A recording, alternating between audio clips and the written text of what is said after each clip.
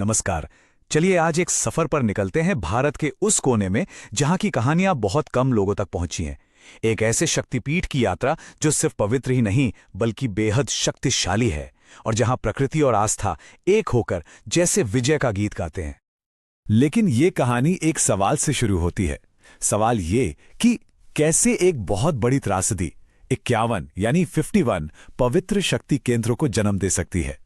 तो चलिए इस रहस्य से पर्दा उठाते हैं और समझते हैं कि कैसे एक महान दुख ने भारत की धरती पर 51 ऊर्जा केंद्रों की स्थापना कर दी। हर शक्तिपीठ की जड़ देवी सती की पौराणिक कथा से जुड़ी है, पर यह सिर्फ एक कहानी नहीं है।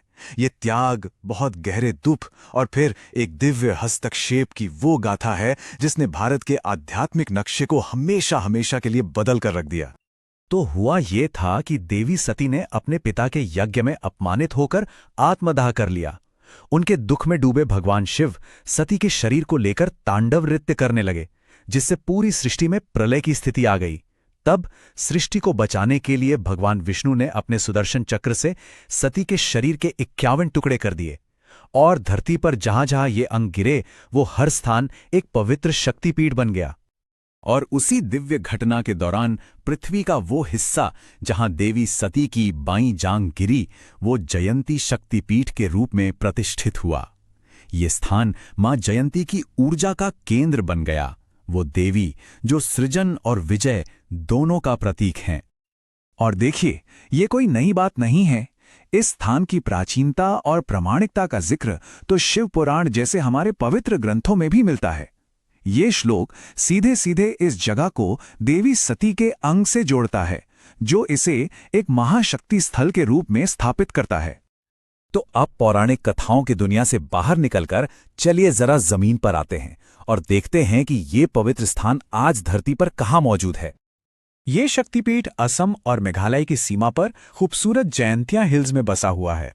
यहां तक पहुंचने के लिए सबसे नजदीकी एयरपोर्ट और रेलवे स्टेशन गुवाहाटी में है, और अगर सड़क से जा रहे हैं तो शिलोंग से जाने वाला रास्ता घने जंगलों और झरनों के बीच से होकर गुजरता है, जो अपने आप में ही एक कमाल का अनुभव है। सच तो यह है कि यहां तक पहुंचना सिर्फ मंदिर की यात्रा नहीं है, ये रास्ते में प्रकृति से जुड़ने का भी एक मौका है। यहां हर मोड़ पर ऐसा लगता है मानो प्रकृति खुद दिव्यता का एहसास करा रही हो। अच्छा, हर शक्तिपीठ में देवी के साथ उनके रक्षक यानी भैरव का स्वरूप भी होता है। तो आइए जानते हैं कि यहाँ देवी जयंती और उनके भैरव का स्वरूप कैसा है। माँ जयंती का स्वरूप अपने आप में बहुत कुछ कहता है। उनकी 4 भुजाएं हैं। एक तरफ दाहिने हाथों में शक्ति का प्रतीक त्रिशूल और पवित्रता का कमल है, तो दूसरी तरफ बाएं हाथ वरदान देने और भय को दूर करने की मुद्रा में है। ये शक्ति और करुणा का एक अद्भुत संतुलन है। और मां की रक्षा के लिए यहां क्रमवार भैरव विराजमान हैं। वो सिर्फ इस पवित्र स्थल के रक्षक ही नहीं हैं, बल्कि तांत्रिक साधना में गुरु भी माने जाते हैं। वो देवी की ऊर्जा को संतुलित करने वाली शक्ति हैं। ये जगह सिर्फ एक मंदिर से कहीं ज्यादा है। ये असल में संस्कृतियों और आध्यात्मिक परंपराओं का एक ऐसा संगम है जो आज भी उतना ही जीवंत है, उतना ही प्रासंगिक। यहाँ की पूजा पद्धति में एक बहुत ही अनोखा संगम देखने को मिलता है। ये शानदार तरीके से दिखाता है कि कैसे मुख्य धारा की हिंदू शाक्त परंपरा और वहाँ की स्थानीय जयंतिया जनजातीय आस्थाएं एक दूसरे में घुल मिल गई हैं, और साथ ही तांत्रिक साधना का भी यहाँ एक गहरा असर दिखता है। यहाँ तो साल भर उत्सवों का माहौल रहता है। नवरात्रि में भव्य पूजा होती है। स्थानीय जयंती शक्ति महोत्सव में पारंपरिक नृत्य और जुलूस निकाले जाते हैं, और अंबुबाची के दौरान मां को प्रकृति का स्वरूप मानकर विशेष तांत्रिक पूजा की जाती है। और सबसे खूबसूरत बात जानते हैं क्या है? वहां के स्थानीय जयंतिया जनजाति के लिए मां जयंती सिर्फ एक देवी नहीं, बल्कि धरती मां का ही स्वरूप है। वो अपनी फसल बोने से पहले उनसे प्रार्थना करते हैं, अच्छी पैदावार का आशीर्वाद मांगते हैं।